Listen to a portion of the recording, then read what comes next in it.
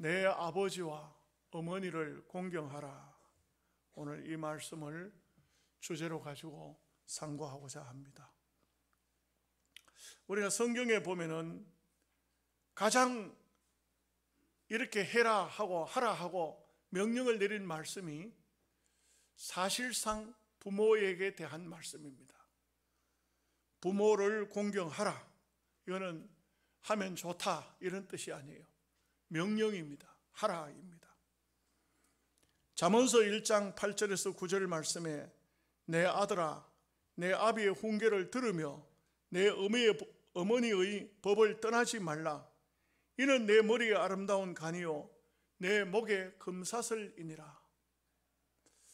우리가 부모님의 말씀을 잘 듣고 순종하게 되면 그 자녀는 엉뚱한 방향으로 나갈 수가 없습니다. 이 세상에 어떤 부모든지 자기 자식을 좋은 길로 아름다운 길로 인도하고 싶은 생각이 없는 그런 부모는 없습니다. 성경에 보면 너희가 악할지라도 자식에게 좋은 것으로 줄 줄 알거든 이라고 말씀하고 있습니다. 잠언서 23장 22절 말씀에 보면 너 낳은 아비에게 청종하고 내 늙은 어미를 경히 여기지 말지니라. 그렇게 말씀하고 있습니다. 우리가 하나님의 말씀은 우리가 이 땅 위에 살아가는 데 있어서 만고불변의 진리입니다. 하나님의 말씀대로만 살면 이 세상의 인생은 정말 올바른 인생의 삶을 살 수가 있을 것입니다. 우리가 다 이 땅 위에 인간으로 태어났다면 사람답게 살아야지 않겠습니까? 사람답게 사는 방법은 많은 선생님들의 교훈을 받을 수도 있고 훌륭한 도덕 성인 군자들의 얘기도 중요하지만 내 아버지와 어머니의 말씀을 더 중요하게 생각해야 합니다. 여러분, 오늘 우리가 하나님을 섬기는데 하나님을 잘 섬기는 모습이 어떤 모습입니까? 유대인들 중에서 늘 어버이 주일이면 이런 말을 합니다만 고르반이라는 말이 있습니다. 이 유대인들은 하나님을 잘 섬기면 부모를 방치해도 된다, 잘 못 섬겨도 된다는 얘기입니다. 그것은 정말 악법이고 이 고르반이라는 것은 성경에 안 나옵니다. 그런 게 없습니다. 하나님을 잘 섬기면 부모님을 잘 섬겨야 그것이 정상이죠. 여러분, 우리가 부모에게 있어서 우리가 자세를 올바르게 하지 못하면 어쩌면 미물의 짐승인 어떤 이 세상의 짐승보다도 못한 것이 사람이 될 수도 있습니다. 제가 인터넷을 보는 가운데 그런 얘기가 있더라고요. 비둘기는요, 그 새끼가 어미하고 같이 날다가 자리에 앉게 되면 항상 어미 날개 밑에 가서 앉는다는 것입니다. 그 참 어떻게 보면은 그 미물의 짐승이지만 그럴까요? 까마귀는 말입니다. 새끼를 키우지 않습니까? 그러면 수명이 그렇게 길지 않지요. 나중에 늙고 나면은 눈이 어둡고 날개에 힘이 빠집니다. 그러면요, 이 까마귀는 어느 한 부분에 있으면은 새끼가 그 어미에게 먹이를 물어다가 먹인다는 것입니다. 죽는 시간까지. 그런 의미에서 보면은 우리가 부모를 잘 섬기지 못하는 자녀는 짐승만도 못하다는 이 말이 거의 맞는 것 같아요. 그래서 우리가 땅 위에 사는 동안 인간으로서의 도리를 다한다는 것은 부모님 말씀을 순종하고 부모님을 잘 섬기는 것이라 할 수가 있겠습니다. 시편 103편 13절 말씀에 아비가 자식을 불쌍히 여김같이 여호와께서 자기를 경외하는 자를 불쌍히 여기시나니, 우리 하나님께서도 땅 위의 인생을 어떻게 살피고 계시느냐, 인간의 도리를 다하는 사람을 긍휼히 여기시고 불쌍히 여겨 주시는 것입니다. 여러분, 부모님의 사랑은 표현을 사람의 말로 다 하기가 어렵습니다. 우리 노회에 있다가 저 경상남도로 목회하러 떠난 목사님 한 분이 계시는데 그 딸이 하나밖에 없어요. 그런데 그 딸이 시집을 가서 서울 삼성병원에서 아기를 놓다가 의사의 실수로 그만 죽었어요. 그런데 그 딸이 죽은 다음에 그 어머니는 몸져 누운 거예요. 일어나지를 못했어요. 제가 가끔씩 전화를 해봐요. 정 목사, 사모님 힘 좀 냈나? 목사님 아직도 못 일어났어요. 자식을 앞세운 부모는 바로 그러한 것입니다. 우리가 부모님에 대해서 어떻게 섬긴다 하지만 부모님의 마음을 자녀들이 다 알 리가 없습니다. 그래서 부모님은 자식이 잘 되는 길이라면 자기의 생명도 아까워하지 않는 것이 부모인 것입니다. 부모님의 말씀을 잘 들어야 되지, 이 말씀을 순종치 않고 부모님을 복양치 않는 것은 사람으로서의 도리도 아니요 하나님의 백성으로 하나님 앞에 긍휼히 여김을 받을 수가 없는 존재라 할 수가 있습니다. 첫째로 우리가 생각할 말씀은 부모님을 불순종하면 화가 미치는 것입니다. 교도소의 선교를 오래 하신 장로님 한 분이 이효은 장로님이라고, 그분이 쓴 책을 보니까 서대문 교도소 사형수들이 따로 모인 그 범죄인들 방이 있는데 거기에 끊임없이 사형수들이 그 들락날락합니다. 근데 누구가 먼저 그런지 모르지만 서대문 교도소에 이른 새벽 시간이면 아직 모두가 잠 깨지 않았는데 그 사형수 중에 한 명이 그 창살을 붙잡고 어머니 하고 부른다는 겁니다. 그 새벽 시간에 어머니 하고 부르는데 모든 죄수들이 그때 어머니를 생각한다는 것이죠. 그 사형수가 자리를 떠나고 나면 또 다른 사형수가 새 창살을 붙들고 이른 새벽이면 어머니 부른다는 것입니다. 왜요? 어머니의 말씀만 들었다면 그런 무서운 죄를 안 지었겠죠. 사형수가 되지 않았겠죠.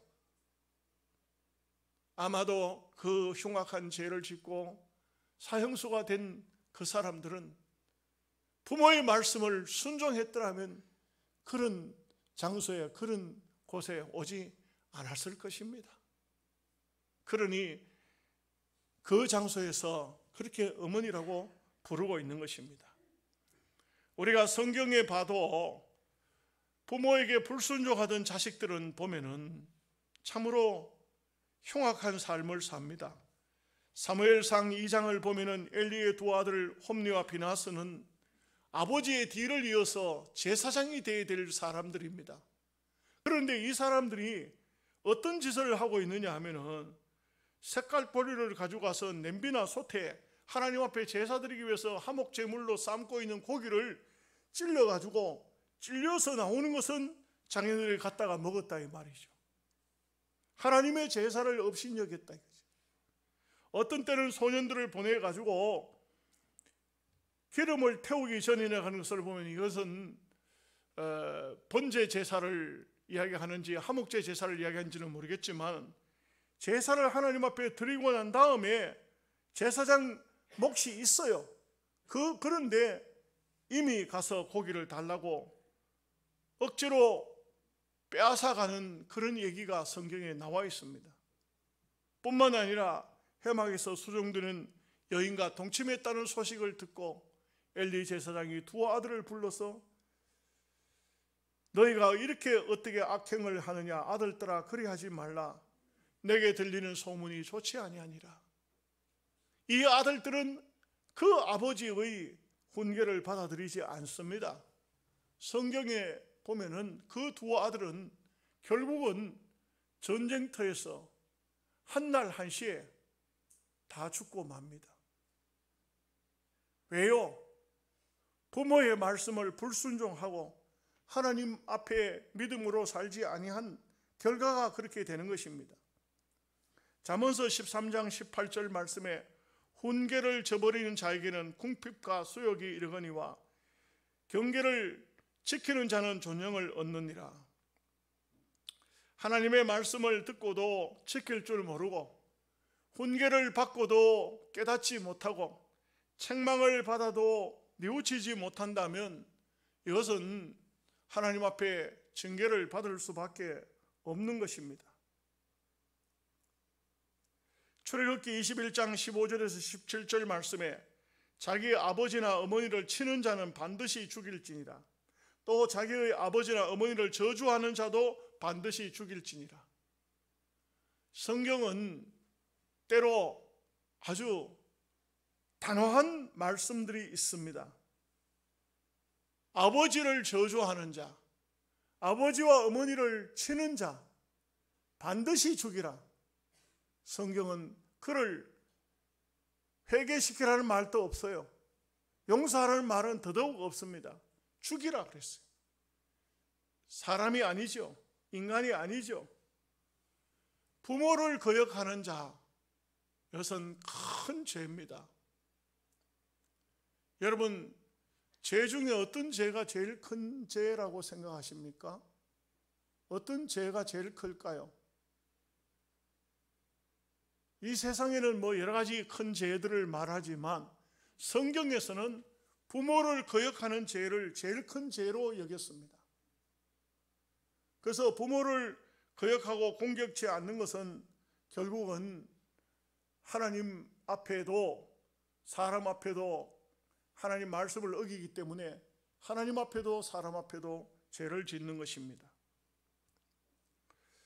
창세기 9장을 보면 노아 홍수 때 이후에 벌어진 사건이 기록이 되어져 있어요.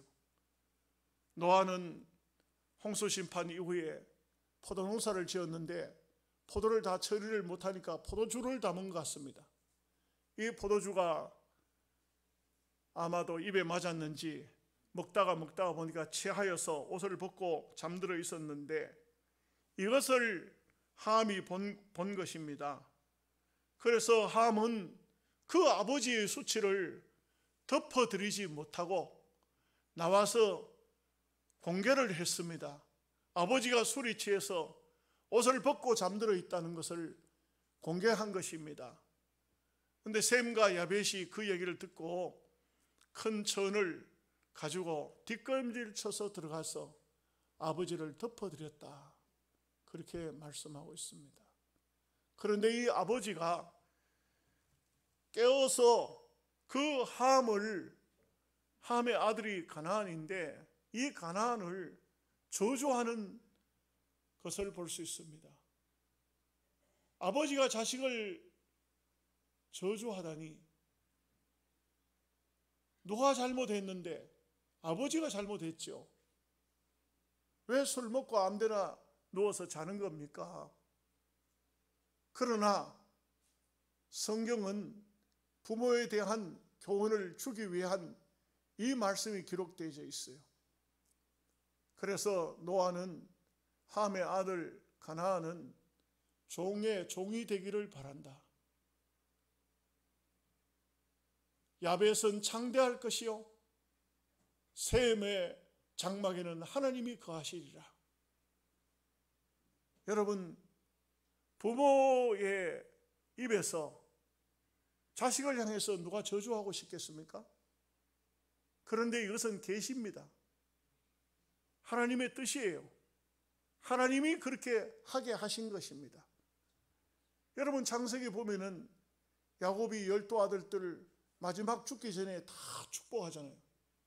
다 축복하는데, 그런데 그 12아들 쭉 내려가다 다한한테 와서는, 다한아, 너는 길의 뱀이라. 말 탄 자를 물어서 넘어뜨리는구나. 이상하잖아요. 왜 자식들 다 축복하면서 마지막에 축복하는데 다한한테 와가지고는 너는 길의 뱀이라, 말 탄 자를 물어서 넘어뜨린다. 왜요? 사탄이라 이거죠. 다한 지파는 사탄이에요.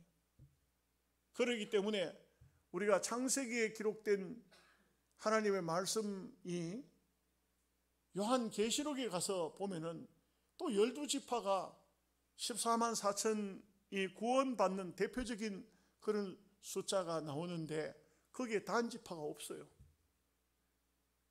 왜 없느냐? 12지파를 했는데 단지파는 빠지고 요셉이 부모를 잘 봉양했지 않습니까? 요셉의 두 아들 에브라임과 므낫세가 들어가요. 요셉은 없어요. 요셉은 없지만 요셉의 두 아들이 들어감으로써 요셉은 배로 복을 받고 단지파는 하나님의 지분에서 사라지는 거예요. 사탄이에요. 마귀입니다. 이거는 하나님의 계시거든요. 야곱이 하고 싶어 하는 게 아니에요. 하나님의 계시입니다. 하나님의 말씀입니다. 이와 같이 노아도 똑같습니다.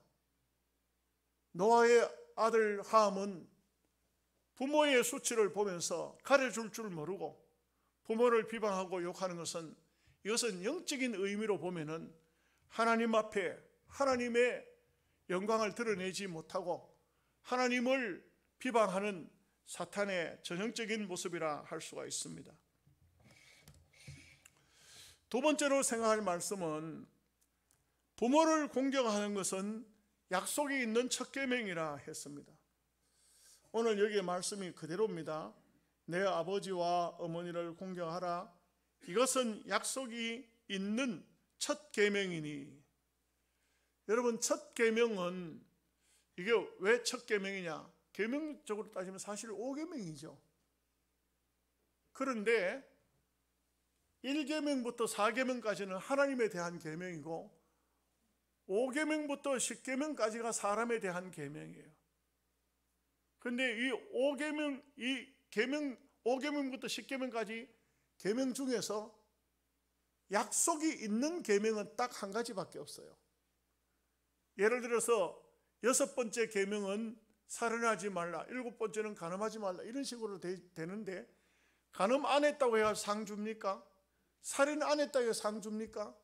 그런데 내 아버지와 어머니를, 내 부모를 공경하라 한 다음에는 이는 네가 잘되고 땅에서 장수하리라, 약속이 달려있어요. 부모를 잘 공경하는 사람 실패할 리 없습니다. 부모님 말씀을 잘 청종하고 믿음으로 잘 살면 하나님께서 반드시 복을 주십니다. 지금은 여러 가지 형편이 어렵고 삶이 궁핍하다 할지라도 그 사람에게 하나님께서 복을 못 주시면 그 자손에게 복을 주시는 것이 바로 하나님의 방법이에요. 이렇게 되니까 바로 이 부모를 공경하라는 이 계명은, 이 말씀은 약속이 달려있는 아주 귀한 말씀이라는 것입니다. 귀한 축복이라는 것입니다. 출애굽기 20장 12절 말씀에 여기 말씀과 같아요. 내 아버지와 어머니를 공경하라. 그리하면 주 내 하나님이 내게 주는 땅에서 내 날들이 길리라. 오늘 말씀에서는 보면 이로써 내가 잘되고 땅에서 장수하리라. 그래서 이 신약 성경에서는 조금 더 풀어가지고 말씀에 살을 붙여서 이는 내가 잘되고 땅에서 장수하리라. 여러분, 잘되고 싶지 않은 사람이 있나요? 망하고 싶은 사람은 아무도 없겠죠. 잘되는 방법을 아시나요? 잘되는 방법은요, 여러분들이 잘되는 방법을 크게 연구하지 않아도 됩니다. 부모를 잘 공경하면 내가 잘되고 그 다음에 땅에서 장수하리라. 이렇게 말씀했어요. 지금까지 부모님을 잘 공경하지 못했던 분은 이 말씀을 붙잡고 기도하세요. 하나님, 나는 심성이 삐뚤어졌는지 부모를 잘 공경 못하네요. 나에게 부모를 잘 공경할 수 있도록 은혜를 주시기를 바랍니다. 믿음을 주시기 바랍니다. 기도하시고 부모를 지금부터라도 잘 공경하세요. 그 옛날 얘기지만 그런 얘기가 있더라고요. 인터넷 보니까 효종임금 때라 하더라고. 효종임금 때 임금이 순시를 나갔는데, 임금님 행차가 나갔는데, 어떤 한 사람이 자기 어머니를 등에 들쳐업고 임금님 그 행차에 나와가지고는 그 어머니를 등에 업었으니까 모든 백성이 다 임금님 용안을 볼 수가 없어서 엎드려가지고 있는데, 이 사람은 서가지고 있는 겁니다. 그 신하들이, 내 이놈, 임금님 행차에 왜 부복하지 않느냐? 제가 어머니를 등에 업어서 그렇습니다. 그래서 시끄러우니까 효종 임금이 무슨 일이냐 물어봤답니다. 그러니까 어떤 사람이 임금님 행차에 저렇게 고개를 뻣뻣이 들고 서 있어서 그렇다. 물어보니까 어머니가 내 죽기 전에 임금님 얼굴이라도 한번 봤으면 좋겠다. 그렇게 해서 어머니를 등에 업고 참 먼 길을 떠나서 임금님을 용안을 배우러 왔다는 겁니다. 임금이 가만 생각하니까 참 기특하다 그런 생각이 들어서 그거 뭐라 하지 말고 야단하지 말고 상을 좀 줘라. 상을 줬답니다. 참 효자구나. 그런데 그 소문이 온 고을에 났겠죠. 그 다음에 임금이 행차를 또 하는데 또 어떤 사람이 어머니를 등에 업고 그러고 온 거예요. 그래가지고 또 붙잡아 보니까, 근데 이제 사람들이 수군대기를 저놈은 부모 공경도 할 줄 모르고 아주 그냥 못된 놈인데, 임금님 행차할 때 지난번에 상 받았다는 얘기 듣고 지도 어머니를 등에 업고 저렇게 나왔다고. 저놈은 벌 받아야 된다고. 근데 효종 임금이 그렇게 했다는 거예요. 이 사람에게도 상을 줘라. 왜 상을 주느냐? 임금이 이제 거기에 주석을 붙이기를, 효도하는 것은 아주 그 못된 놈이라 할지라도 효도 흉내만 내도 그 귀한 일이다. 상을 줘라. 여러분, 지금까지 효도 못했으면 오늘부터라도 효자 흉내라도 내시기 바랍니다. 대답도 안 하려고 그래요. 효도하셔야 됩니다. 다 부모님 살아계신 동안에 효도하지 못하고 세상 떠나고 난 다음에 다 후회해요. 후회합니다. 어머니, 아버지 살아계신 동안에 효도하지 못하고 별별 핑계 다 대고 그러다가는 세상 떠나고 나면 그때 가서 부르자는 옵니다. 그게 바로 사람들의 모습이에요. 우리는 그런 사람이 되어서는 안 됩니다. 우리나라에 발명대회 있죠. 근데 학생들 발명대회에 국무총리상을 받은 최보라 양 이야기가 인터넷에 올라왔습니다. 이 최보라 양은 초등학교 6학년 때 할머니가 중풍으로 쓰러졌어요. 아마 할머니하고 이 손녀하고 둘이 살고 있는가 봐요. 할머니가 쓰러졌어요. 할머니에게 먹을 음식을 이 손녀가 해드리고, 그리고 이 할머니를 소대변까지 받아내야 되는 초등학교 6학년 아이였어요. 그런데 이제 이 최보라가 점점 이 할머니를 모시면서 어떻게 했냐면, 중학교 학생이 되면서 이 할머니가 의자에 앉은 채로 소대변을 볼 수 있도록 의자 밑에 구멍을 내고 의자에다 발통을 달고 이렇게 가지고 그 할머니를 언제든지 목욕탕으로 모시고 들어갈 수 있도록 하고 목욕을 시켜드리고 이렇게 하는 그 의자를 만들어서 뭐 어른들이 볼 때는 별거 아니지만 그것을 바로 발명대회에 내놨는데 설명을 들은 이 주최 측에서 국무총리상을 줬다 이거죠. 왜 그러냐? 그 발명품이 뭐 대단한 것이 아니지만 부모를 공경하는 이 할머니를 공경하고자 하는 그 체보라라는 여자아이, 중학교 3학년 아이에게 그 주최청에서는 이 아이에게 바로 적어도 대통령상은 못 줘도 효도가 그 속에 들어있는 거예요. 그래서 국무총리상을 줬다는 것입니다. 여러분, 효도는 도덕이 아닙니다. 효도는요, 해도 되고 안 해도 되는 것이 아닙니다. 하나님의 명령입니다. 하나님의 명령이기 때문에 이 일은 반드시 해야 됩니다. 요한 1서 4장 20절 말씀에 보면 누구든지 하나님을 사랑하노라 하고 그 형제를 미워하면 이는 거짓말하는 자니 보는 바 형제를 사랑하지 않는 자는 보지 못하는 바 하나님을 사랑할 수 없느니라. 여기에 사도 요한은 형제라고 했지만 실제적으로 우리가 이 세상에서 가장 눈을 떠서 먼저 보는 사람이 누굽니까? 어머니죠.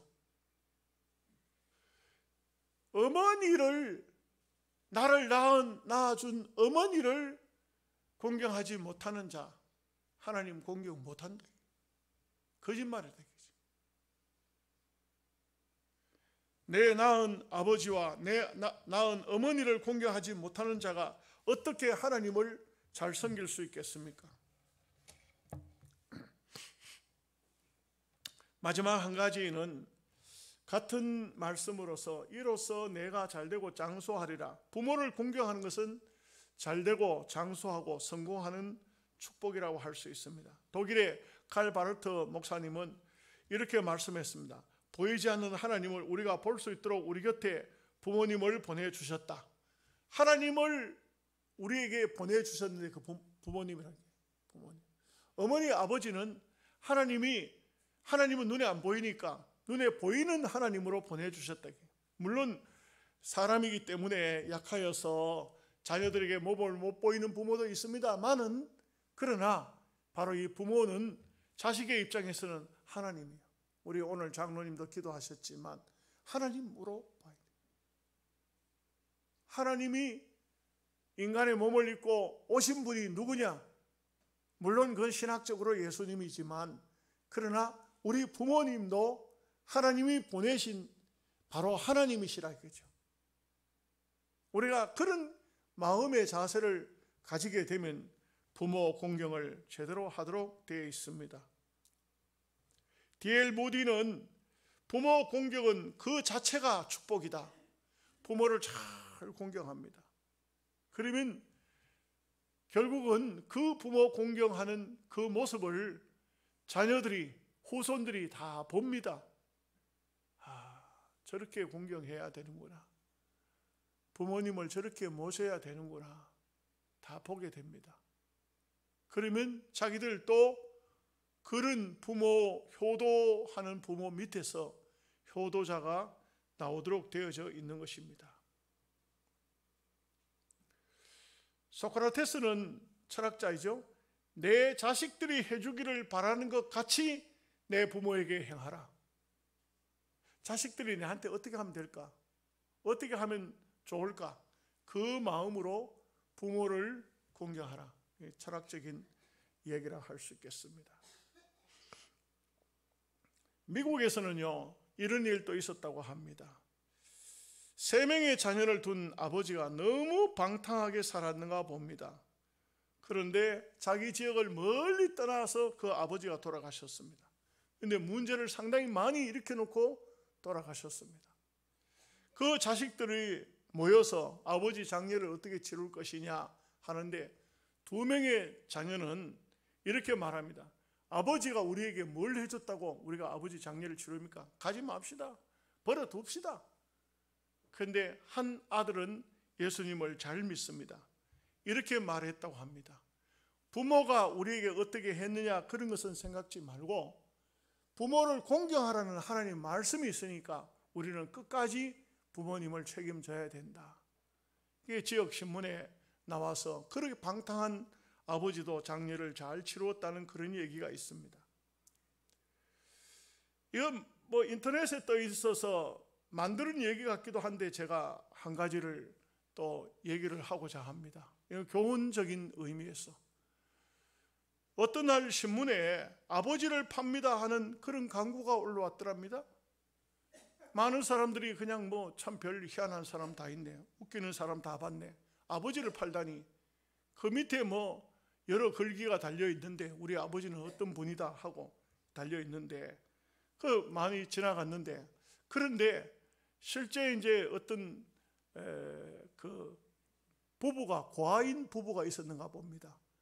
그 부모가 없이 자라난 이 사람들이 과원에서 만나서 그래서 결혼을 한 사람인데 부모를 팝니다 하는 그 신문을 보다가 거기에 초점이 맞춰진 겁니다. 부부가 하는 말이 보니까 어떤 사람이 아버지를 판다고 이렇게 신문에 광고를 냈는데 우리가 이 아버지를 삽시다. 가난하지만 힘들지만 우리 이런 아버지를 한번 모시고 살다가 우리도 죽읍시다. 이래가지고 아버지를 사겠다고 찾아갔답니다. 그랬더니 어떤 젊은 사람이 그 아버지에 대해서 정말 사겠느냐, 아버지는 이러이러한 분이다, 그래서 당신은 왜 아버지를 팔려고 합니까? 그런 거는 묻지 마라. 이래가지고 서로 흥정을 해가지고 그래가지고는 굳이 아버지를 사겠다고 해서 만났답니다. 만났더니 아버지는 말 그대로 휠체어에 앉아 계시고 그야말로 점잖은 분인 것 같은데 치매가 좀 왔는지 이런 상태였습니다. 그래서 정말 이런데도 사겠느냐, 끝까지 사겠다고 하니까 그래서 그 아버지를 이제 삽니다. 사는데 이제 다 계약이 돼지고 다 결정이 돼지고 난 다음에 보니까 이 아버지는 자기 자식들은 아무도 아버지를 안 모시려고 하니까 다 재산을 나눠서 다 내보내고 이제 아버지 혼자 남았는데, 부인도 죽고 혼자 남았는데, 그런데 거기에 아버지를 판다고 했던 사람은 변호사였고 이 아버지는 상당한 재력가였는가 봅니다. 그래서 그 아들, 새로 아버지를 산 아들 집에 가서 며칠 머물고 난 다음 드디어 이 아버지가 자기 그 새로 맺은 아들들에게 얘들아, 우리가 이사를 가자.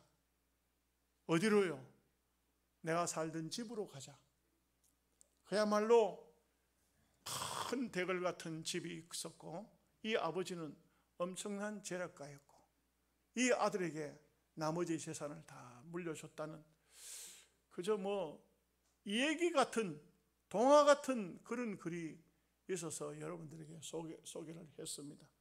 이게 실제 사실인지 누군가가 만들어낸 얘기인지는 모르지만 우리가 이런 말씀들은 우리에게 참으로 귀한 교훈이 되는 것입니다. 이제 말씀을 맺죠. 우리가 부모님을 공경한다, 내 아버지와 어머니를 참 공경한다는 것은, 이것은 하나님을 섬기는 사람으로 마땅한 것입니다. 공경해도 되고 안 해도 되는 것이 아닙니다. 어떤 사람은 그래요. 우리 아버지가 우리한테 뭘 해줬는데, 우리 어머니가 뭘 해줬는데, 돈은 다 큰아들 다 주고 우리는 둘째잖아. 땅도 재산도 전부 다 큰아들 주고 우리한테 준 것도 없는데 뭘 했다고 우리가 부모님을 섬겨야 돼? 이러는 사람도 있어요. 심지어는 나를 낳은 어머니 아버지가 아니라 시아버지 시어머니니까 시아버지 시어머니까지 내가 뭘 그렇게 고생하고 섬겨냐고 이러는 며느리도 있어요. 그래서 하나님의 말씀을 정면으로 도전하는 것입니다. 아예 복을 받을 생각을 하지 마십시오. 포기하시기 바랍니다. 우리 하나님 말씀은 그렇게 하지 않고 있어요. 쭉 제가 말씀을 드린 것처럼 어떤 아버지를 공경해야 되고 어떤 어머니를 공경하는 그런 게 없어요. 내 아버지와 어머니를 공경하랍니다. 여기에는 조건을 달지 않았어요. 아버지가 좋은 분만 공경하라, 어머니가 좋은 분만 공경하라, 이런 말이 아닙니다. 사람으로서 마땅한 도리가 이 세상이 존재하는 한 이런 인륜이, 이런 도덕이, 이런 하나님의 말씀이 있어야만 우리가 땅 위에서 이 세상이 아름다운 세상으로 우리가 세상을 바꾸어 나갈 수가 있는 것이고, 이런 기독교인들이 있어야, 이런 성도들이 있어야 하나님 나라가 올바르게 완성이 되어지는 것입니다. 여러분들의 마음속에 오늘 어버이 주일을 통해서 부모님에 대한 공경의 자세가 한 번 더 바뀌어지시기를 주님의 이름으로 축복합니다. 아멘. 기도하겠습니다. 자비로우신 아버지 하나님,